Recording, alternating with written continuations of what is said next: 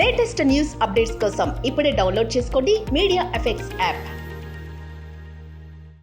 Welcome to media effects. Sri Rama Navami అంటే ఊరు వాడ సంబరం.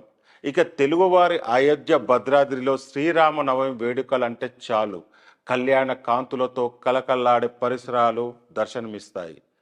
దక్షిణాది అయోధ్యగా పేరుగాంచిన భద్రాచల శ్రీరామనవమి సందర్భంగా భక్తులతో పోటెత్తనుంది.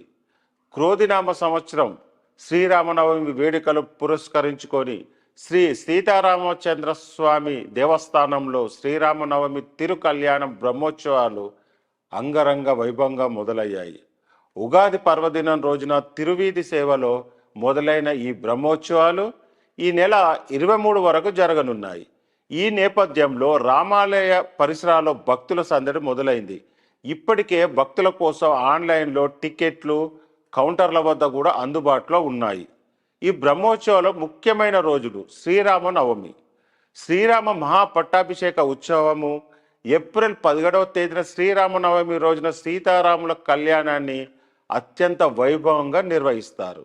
అంతేకాదు 18వ తేదీ అంటే శ్రీరామనవమి మర్నాడు దశమి రోజు పట్టాభిషేకం నిర్వహించనున్నారు. ఈ ఉత్సవ వేడుకలకు హాజరయ్యేందుకు తెలుగు రాష్ట్రాల నుంచి మాత్రమే కాదు అనేక ప్రాంతాల నుంచి భారీ సంఖ్యలో భక్తులు భద్రాచలంకు చేరుకుంటారు. ఈ నేపథ్యంలో భక్తుల సౌకర్యార్థం శ్రీ సీతారామచంద్ర స్వామి దేవస్థానం బస చేసేందుకు వీలుగా గదులను ఆన్లైన్లోనే బుక్ చేసుకునే అవకాశం కల్పించింది.